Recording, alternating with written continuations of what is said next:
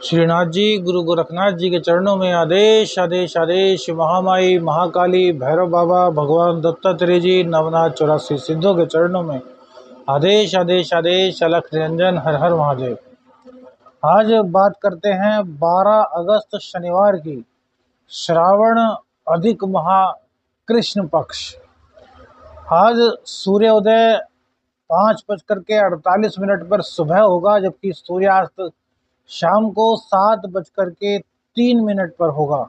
विक्रमी संवत 2080 में अभिजीत मुहूर्त का समय आज 11:59 से दोपहर 12:52 तक रहेगा, जबकि राहु काल सुबह 9:07 से 10:46 तक रहेगा। दिशा शूल पूर्व की रहेगी, तो पूर्व दिशा की यात्रा आज आपको नहीं करनी चाहिए। यह राशिफल आपकी चंद्र राशि के आधार पर है। यदि आपको अपनी चंद्र राशि का नहीं पता तो नाम राशि के आधार पर इसको देख सकते हैं। दूसरी बात, सभी लोग पूछते हैं कि राशि से देखें लग्न से, तो भैया जो राशि है उससे भी अपना राशिफल देखिए, जो लग्न है उससे भी अपना राशिफल देखिए, और दोनों का मिलाकर के जो औसत आता है उससे अपने परिणाम का आप पता लगा सकते हैं। आदेश आदेश। अलख निरंजन हर हर महादेव। कन्या राशि की बात करते हैं। आज चंद्रदेव जो है वो मिथुन राशि में आपके 10वें स्थान में रहेंगे और मंगल के नक्षत्र से गोचर करेंगे। तो चंद्रदेव का यह परिवर्तन आपकी जिंदगी में किस तरीके से शुभता लाएगा, इसी पर विचार करेंगे, और क्या सावधानी रखनी चाहिए इस पर भी अपने विचार अवश्य ही रखेंगे। देखिए, एकादशेश का कर्म स्थान पर बैठना बहुत अच्छा माना जाता है, क्योंकि यदि व्यापार अच्छा चले तो फिर इनकम अच्छी होती है। नौकरी में यदि हम अपनी पूरी प्रतिभा का परिचय दें और मालिक को फायदा हो तो हमारा प्रमोशन होने से कोई भी नहीं रोक सकता। बिजनेस में अपनी एबिलिटी का पूरा प्रयोग करते हुए हम यदि अधिक से अधिक लाभ प्राप्त करें तो हमारी खुशियों को कोई नहीं रोक सकता। तो इसी तरह का कुछ गोचर आज बन रहा है। चंद्रदेव का यानी कि एकादशेश का कर्म भाव में आना बहुत अच्छा है, लेकिन भैया इसी के साथ साथ दिक्कत यह है कि जो आपका कर्म भाव है वही आपका लग्न भी है, और उन दोनों के स्वामी जो है बुध देवता वो एकादश भाव में बैठे हुए हैं, तो कहीं ना कहीं आपको पीड़ित करेंगे। अब शरीर से पीड़ित, मुंह से पीड़ित, जुबान थोड़ी अटकेगी या कुछ हकलाहटपन, कहीं ना कहीं इस तरह की परिस्थितियां रहेंगी। और यदि जन्म कुंडली में बुध पीड़ित है तो तब तो यह दिक्कतें और ज़्यादा बढ़ जाएंगी। लेकिन देखिए, हर चीज़ के बाद लेकिन इसलिए लगा रहे हैं क्योंकि हर पहलू से आपको अवगत करा रहे हैं। अब चूंकि जो बुध देवता हैं वो आपके कर्मेश हैं, और कर्मेश होकर के 12वें स्थान में बैठ गए हैं, जो कि आपके विदेश का है। कोर्ट कचहरी आदि का भाव भी इसको माना जाता है। तो विदेश से लाभ या विदेश संबंधित आपके कार्य बनने के पूरे आसार इस गोचर के कारण बन रहे हैं। अर्थात विदेश से कुछ अटका हुआ काम था आपका तो वो पूरा हो सकता है। कहीं किसी यात्रा पर आप जाना चाहते हैं तो यात्रा आपकी सफल होगी, व्यापारिक यात्रा आपकी हो सकती है। कई तरीके से आपके लिए यह शुभ होगा। लेकिन अशुभ किस चीज में है? तो बीमारी में भैया। लग्न का व्यय करता है। अब लग्न का व्यय कैसे हो सकता है? अब या तो हम किसी पाप कर्म को करें, या फिर हम अपने खाने पीने में लापरवाही बरतें हैं जिससे कि हमारे शरीर में कोई रोग हो जाए। अर्थात किसी न किसी तरीके से हमारे व्यक्तित्व को जो चीज हानि पहुंचाती है, उसका क्षय करती है, वो गोचर में स्थिति बनी हुई है। तो आपको हर तरीके से सावधान रहते हुए अपने शरीर में, अपनी बॉडी में कोई भी दिक्कत ना आए, इसका आपको पूर्ण रूप से ध्यान रखना है।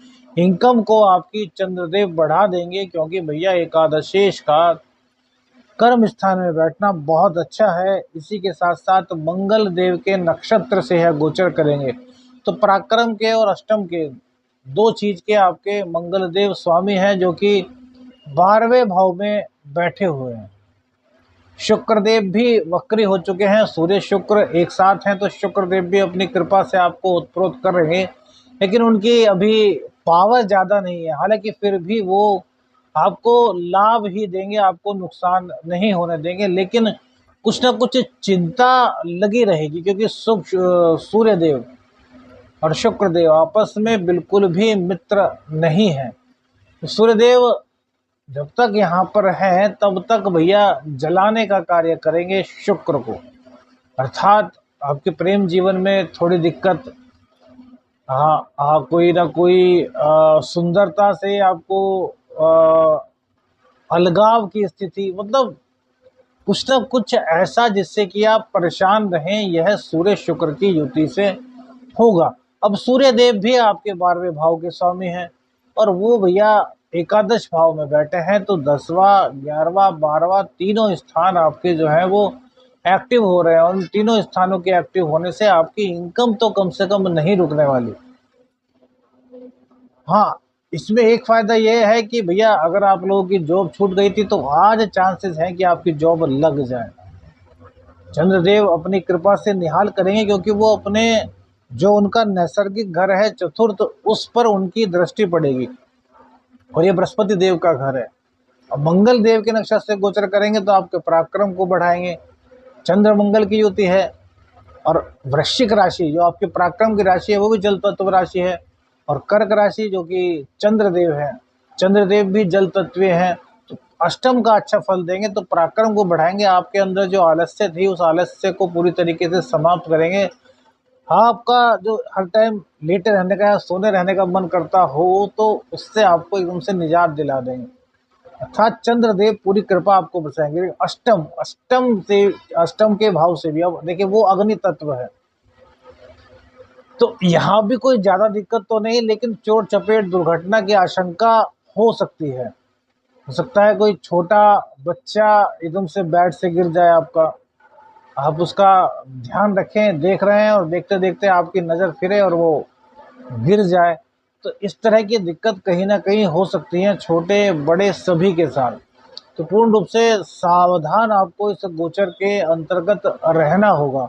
अब मंगल के साथ साथ बुध देव भी विराजमान हैं, तो मंगल और बुध एक चीज तो अवश्य ही करने वाले हैं कि आपके रोग रिपु ऋण को पूरी तरीके से समाप्त करने वाले हैं। अब या तो शनिदेव की यह कृपा समझिए, या शनि मंगल का सम सप्तक योग समझिए, या शनिदेव की बुध पर दृष्टि समझिए। शनिदेव और बुध की हमने काफी मित्रता सी पाई है, जहां जहां पर शनि और बुध का हालांकि दोष भी बनता है, अष्टम में शनि और बुध एक साथ आए तो काफी विचित्रात्मक स्थिति बन जाती है, लेकिन यहाँ पर जो दृष्टि का संबंध बन रहा है वो भी ठीक है। लेकिन बुध का 12वें स्थान में जाना भैया किसी भी हालत में हम सही नहीं मानते। हालांकि विदेश के भाव पे संबंधित है, लेकिन फिर भी ठीक है। बस तो आपको गणेश भगवान जी की आराधना तो अवश्य ही करनी है। गणेश जी की आराधना करेंगे तो आपको मनोवांछित फल की प्राप्ति अवश्य ही होगी।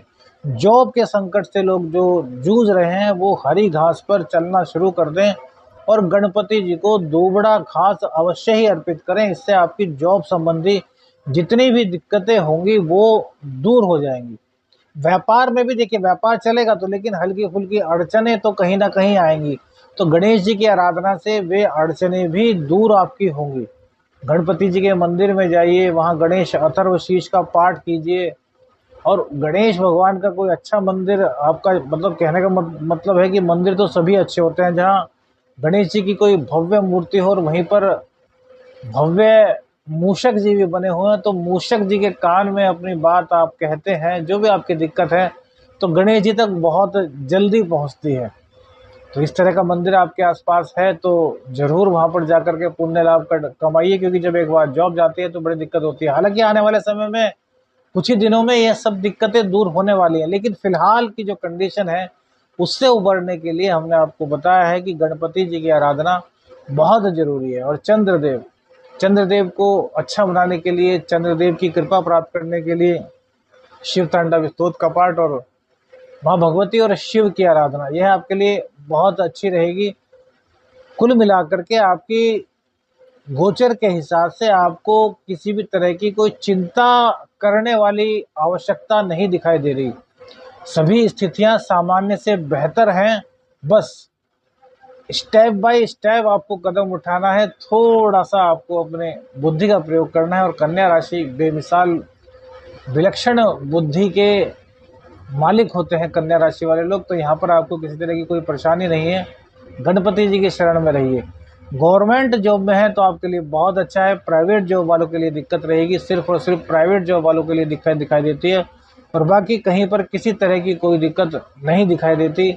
आप सभी इस गोचर का लाभ उठाएं, सुखों का लाभ उठाएं, क्योंकि चंद्रदेव जो है वो बृहस्पति देव के घर को देखेंगे, और बृहस्पति देव के घर को देखने से कहीं ना कहीं आपके ज्ञान में वृद्धि होगी, आपको वाक सिद्धि मिलेगी, आपकी इंट्यूशंस पावर बहुत अधिक जागृत होगी, और हो सकता है कोई अचानक से आपको धन लाभ भी आज हो जाए। आदेश आदेश अलख निरंजन।